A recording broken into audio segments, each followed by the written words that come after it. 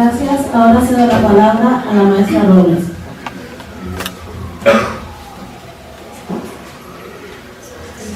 Buenas tardes. Bueno, antes que nada, gracias a Arturo por invitarme y no podía tener mejor maestro, ¿no? Que Ariel. Bien. Traje, es un algo muy concreto, voy a darle lectura y sobre eso vamos comentando algunas cosas.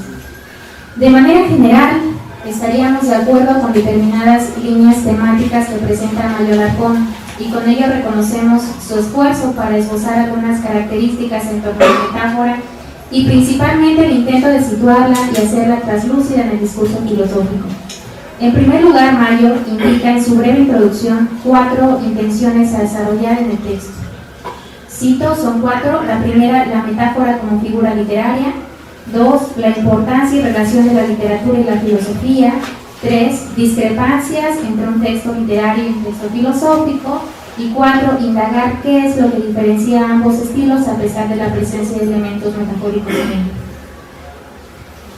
él. La 2, 3 y 4 indican lo mismo, ¿no? Sobre el desarrollo del texto y sobre el intento de la disertación pudimos percatarnos de un conjunto de importantes ausencias en la estructura de la ponencia, pues no hallamos la fundamentación necesaria desde un planteamiento del problema, una hipótesis de trabajo, una tesis, una línea argumentativa y una propuesta en la que el autor selle la originalidad crítica de su pensamiento y su actividad exegética.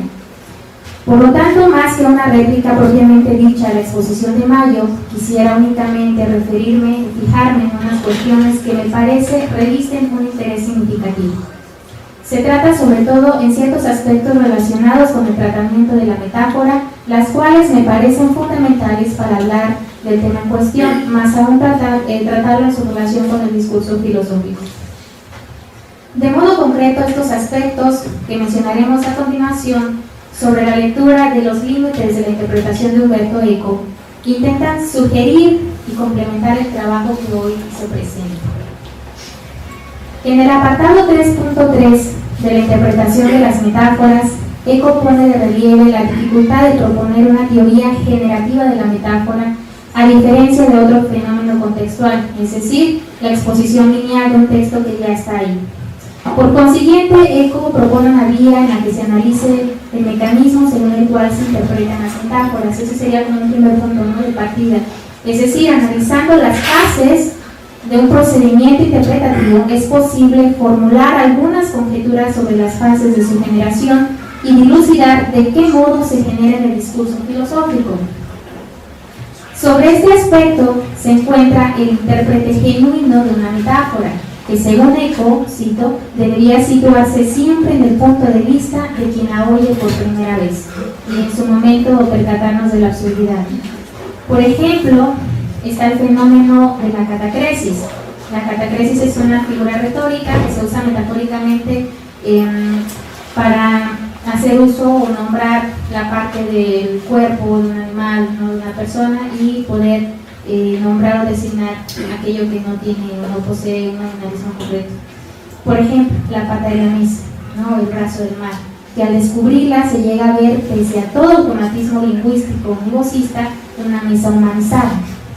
Ahora bien, Eco apunta a un grado cero del lenguaje, como principio de un enunciado metafórico en el cual hasta la catacresis más elaborada en sus momentos resulta anómala. Ahora bien, al cuestionar la existencia de este grado cero nos lleva a debatir la diferencia entre significado literal y significado figurativo. Aquí podríamos posicionar en parte el discurso filosófico y el discurso metafórico.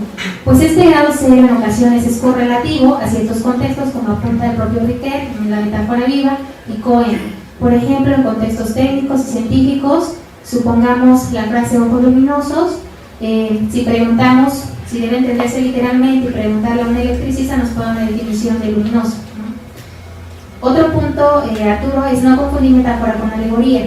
Estas últimas poseen estructuras gramaticales y semánticas bien estructuradas, bien formadas. Indica una lectura literal, pues en alegoría se describen las imágenes y no los signos verbales que esas imágenes evocan, las que adquieren un imperativo o un régimen metafórico. Por otro lado, cabe indicar que la metáfora no conforma una relación de semejanza entre los referentes, asumiendo la metáfora como fenómeno de contenido, como identidad escénica. Por ejemplo, aplicar a la metáfora, dice Eco, una lógica formal de los valores de verdad, no da cuenta de su mecanismo semiótico para comprender su sentido. No podríamos entender, por ejemplo, comprender el cantar de los cantares, ¿no?, por parte del intérprete.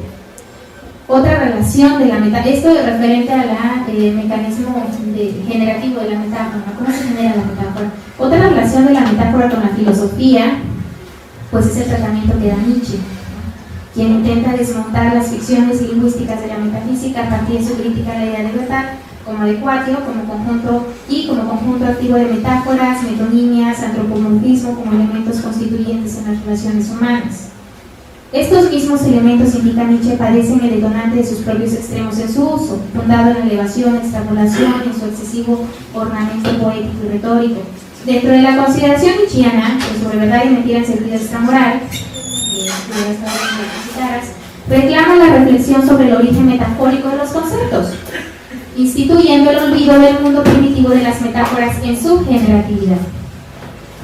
Es fundamental delinear las variantes de la metáfora y su uso, en este caso, en el discurso filosófico, y de qué modo puede fusionarse para estructurar un sentido en nuestra relación con el mundo, con la realidad, con las circunstancias, con la historia, con el otro.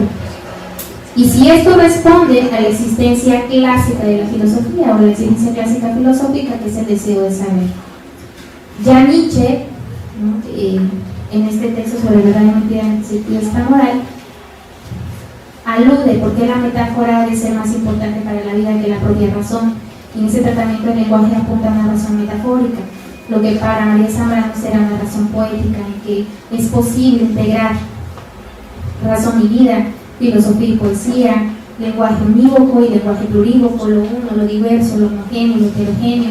Y pues como sugerencias de lectura, de inicio, Paul Ricoeur, Metáfora viva, Humberto Eco, Los límites de la interpretación, María Zambrano, Filosofía y poesía, que se puede considerar como el laboratorio donde se construye la propuesta filosófica de la razón poética, esta razón integradora, Nietzsche sobre verdad y mentira en sentido extramoral, y por supuesto Roman y Garden, ¿no?, la obra literaria, Hölderlin, Rifkin, ¿no?, y que leas poesía. Eso sería todo.